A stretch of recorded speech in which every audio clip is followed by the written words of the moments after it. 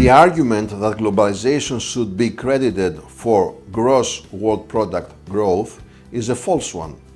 There has always been a steady long-term growth trend in the world's product, accompanied with business cycles. A comparison should be made with what the situation would be without the globalization process. Such a comparison is impossible since we do not know how things would be otherwise. We have the case of a world-class American economist and Nobel Prize winner who said, "Whoever is against globalization does not understand comparative advantage." He is among several world-class economists who hold such views. We do not doubt his theoretical expertise, but we are uncertain about his understanding of economic reality. Perhaps he should stop studying books, get out of his office, and take a ride to nearby states that voted for Donald Trump.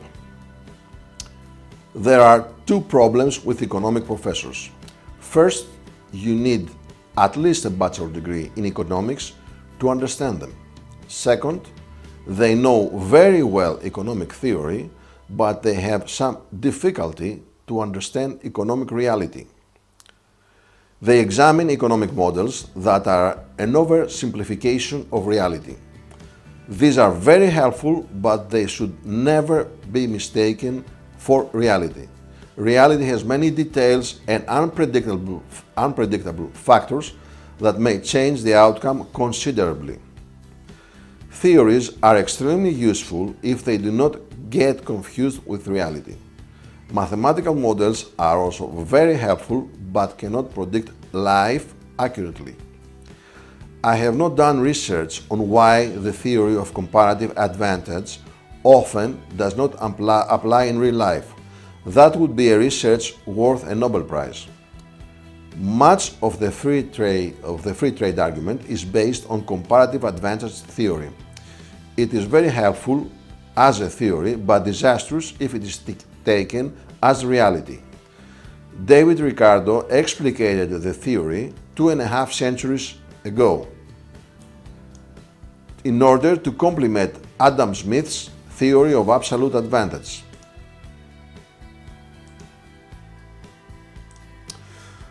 They used the renowned example of two countries, Britain and Portugal, two products, clothing and wine, and one factor of production, labor. Let's take a slightly different example. Greece and China produce shoes and computers. Greece is more effective in producing shoes and China in producing computers. According to Adam Smith's theory of absolute advantage, Greece should specialize in making shoes and China in making computers. Now let's assume that China produces more effectively shoes and computers compared to Greece. At the same time, Greek production of shoes is more effective compared to Greek production of computers.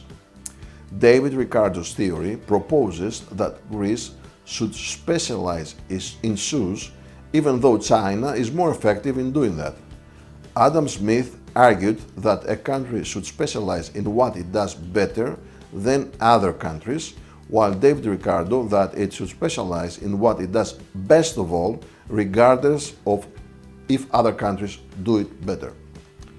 This is what theory says. In real life, a Chinese producer will not think in terms of comparative advantage theory. He is not going to say, Greece has a comparative advantage in producing shoes, so I will not produce shoes and I will let Greece do it. Or the Greek importer will not say, I will not import shoes from China because Greece has a comparative advantage in producing shoes. Most likely they will not know and will not care to know about the theory. Only economic professors care. If they can bring shoes to Greece at lower prices than locally produced shoes, they will do it. There are some additional transportation costs, but the labor cost difference is more than enough to make up for that. What determines the price of a product are various costs such as labor, capital, transportation, exchange rates, subsidies, and tariffs. With a weaker Greek currency, Chinese products would not be as cheap. By inducing tariffs, Greek government could protect the Greek shoes industry. This would be beneficial not just for the manufacturers, but for the workers and the economy as a whole.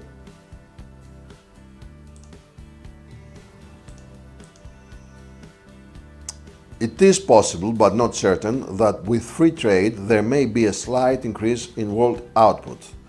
Does this mean that everyone will be better off? Not at all. This is not the end of the story. This is part of the picture and not the whole picture. It does not mean that everyone will benefit from that. What really matters is how product or income are divided. World average per capita nominal income is around $10,000. Let's take a quick look at some numbers of per capita nominal income in thousands of dollars.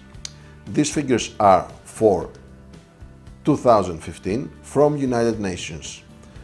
Luxembourg 100.1, Switzerland 80.8, Norway 74.1, Qatar 73.6, Ireland 60.5, US 56, Australia 51.3, Sweden 50.6, UK 44.1, Canada 43.2, Germany 41.6, United Arab Emirates 40.4, Belgium 40.2, Israel 37.1, France 36.3, Japan 34.6, Italy 30.4, Kuwait 29.3, South Korea 27.3, Spain 25.8, Europe 25.5, Cyprus 21.9,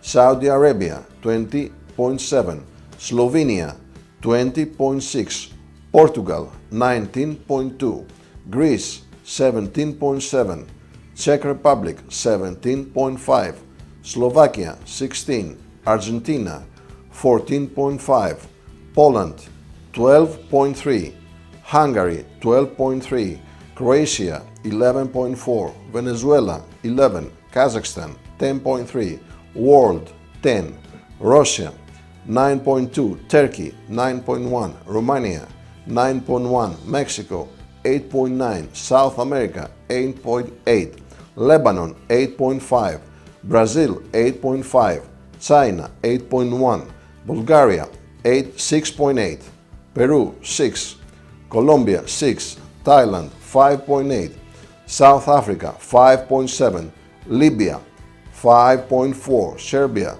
5.2, Jamaica 5.1, Iran 5, Macedonia 4.8, Angola 4.7, Bosnia 4.2, Algeria 4.1, Albania 3.9, Southeast Asia 3.8, Egypt 3.4, Indonesia 3.3, Morocco 2.9, Philippines 2.9, Nigeria 2.7, Vietnam 2, Ukraine 2, Nicaragua 2, Africa 1.9, India 1.6, Moldova 1.5, Syria 1.5, Pakistan 1.4, Kenya 1.3, Cameroon 1.2, Afghanistan 0.6, North Korea 0.6, Ethiopia 0.6, Congo 0.4, Somalia 0.1.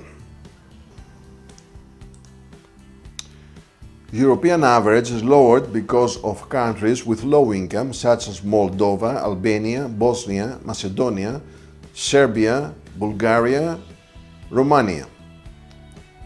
All of them are in Balkans. Still, 25.5 is relatively high compared to 1.9 of Africa and 3.8 of Southeast Asia. EU average is around 36 and Eurozone's around 39. These figures are from another source. Free movement of people, products and capital will pull per capita incomes around the world towards the world average through a mechanism that we will explain at a later video. The countries that are close to world average are Croatia, 11.4, Venezuela, 11, Kazakhstan, 10.3, Russia, 9.2, Turkey, 9.1. So all countries in the world will approach the standard of living of these countries. For the ones that are at a lower level, it is beneficial, but this is not the case for the ones that are at a much higher level. While the advanced countries will see a big drop in their per capita income, the same will not happen with poorer ones. This is simple math. The world has a population of 7.5 billion.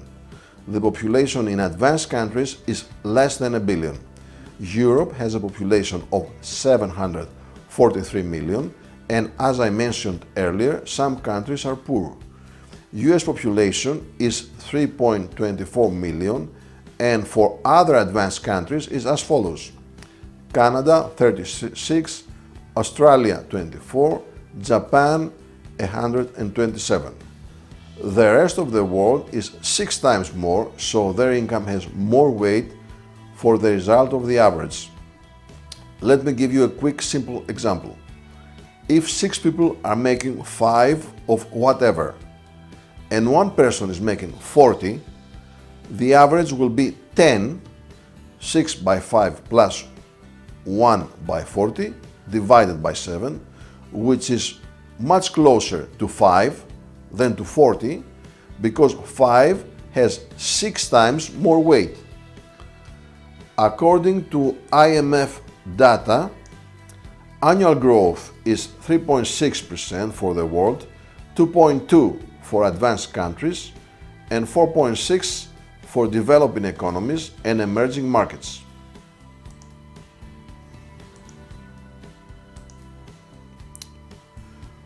With a growth of 3.6% average, world income will rise 42%, and it will be around 14 in 10 years. With the same growth, it will reach around 20 in 20 years. Perhaps at the same time, per capita income in advanced countries will come close to world average if globalization forces are unleashed. Let's take Germany, for example. With a 41.6 average income, it is between France and UK. These 3 countries are the biggest economies in EU. If we take a 2.2% average growth for advanced countries, in 10 years there would be a 24% growth in their per capita income, and it would reach 51.7. In 20 years there would be a 54% growth, and Germany's income would be 64.2. Instead of that, if it will be moving towards 20 with full-scale globalization. Let me repeat this: 64.2 without and 20 with full-scale globalization. Nobody can predict how close to 20 it will end in 20 years, but that is definitely the direction it will take. German people should be extremely cautious who they are voting for, because they will end up like Turkey without even realizing it. I mentioned Turkey because it is one of the countries that are very close to the world average, and there are many Turkish immigrants in Germany. Of course, not all countries will have the exact same GDP per capita, but there would definitely be a movement towards world's average. Isn't it something good that there would be a drastic decrease in per capita income differences among countries around the world? That is up to each voter to decide. What is not right is to tell them half the truth and let them believe that extreme globalization is a win-win situation, while they will most likely be among the losers. If voters in the advanced world have a full understanding of all the implications and mechanisms and vote for that, then so be it. It is quite an altruistic position and something that deserves admiration and not blame.